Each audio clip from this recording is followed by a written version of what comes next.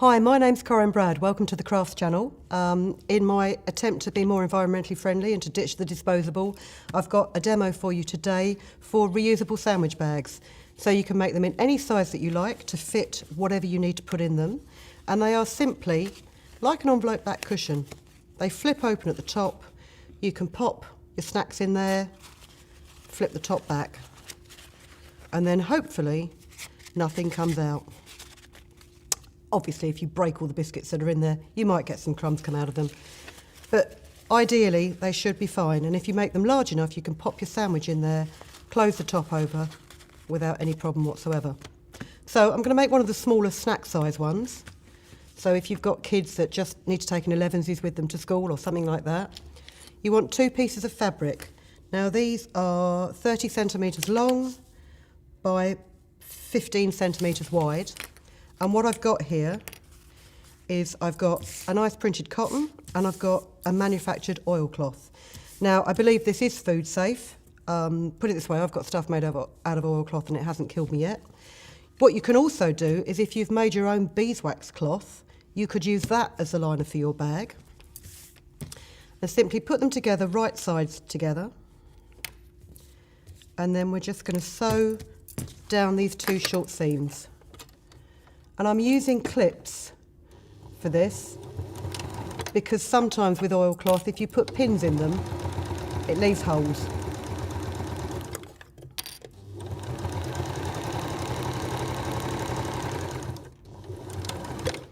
So there's 1 short seam.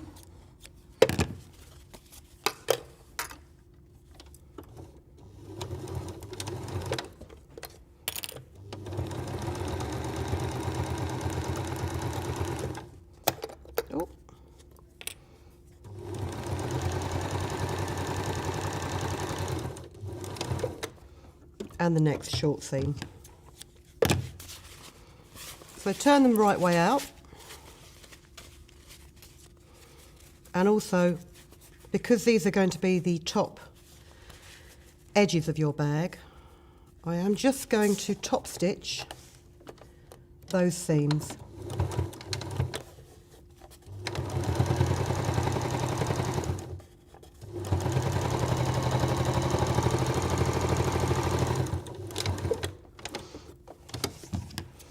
And most oilcloth is lovely to work on. You can run it through a domestic sewing machine with no problem whatsoever. Even when you think if you're top stitching this, you're going through 2 layers of oilcloth. Provided your needle is sharp and not bent, you won't have any problems with it at all.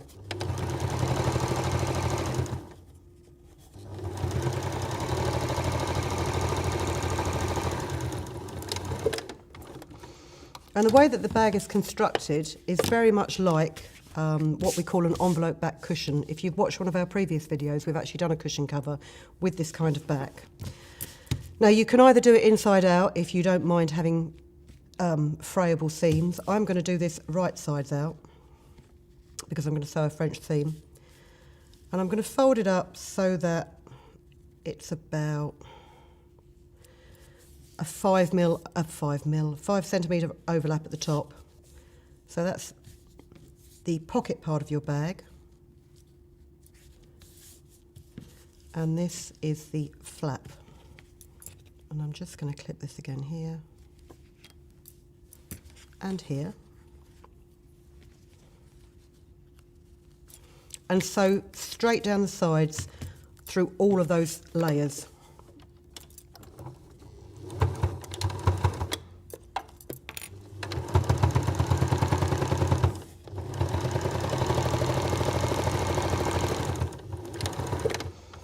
And again, just a 5mm seam allowance is ample.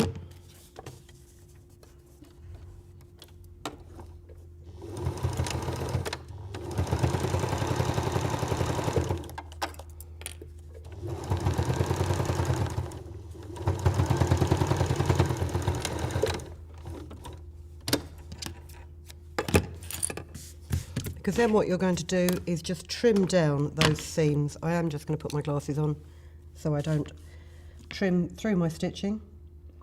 So trim that seam down to about 2mm. You can do it with sharp scissors. If you've got a rotary cutter and rule, then make the most of it.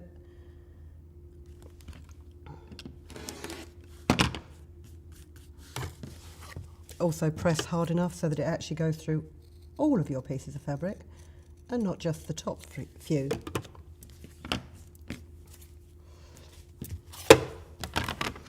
So you've done your side seams. I mean, to be honest with you, with oilcloth it doesn't fray, and if you want to just run a zigzag stitch around there, then that would be sufficient if you're not overly fussy about how your sandwich bags look. But we do like things to be neat and tidy at the Crafts channel.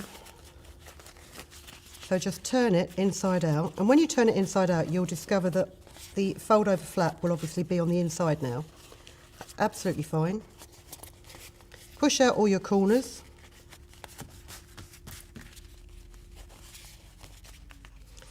And just roll that hem to make sure, that seam, to make sure that it is as far out as it can go before you then sew on the inside, creating a French seam.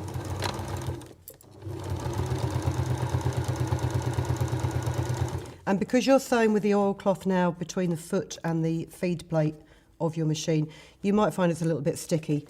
So you might just need to push it through a bit more than you normally would, especially when you get to the extra layers.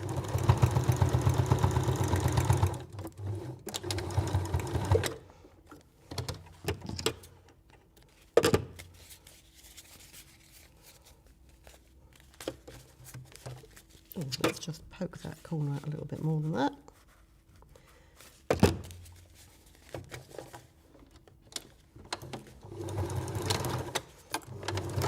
See what I mean? It just doesn't really want to go through that because oilcloth is a little bit, it's a bit grabby.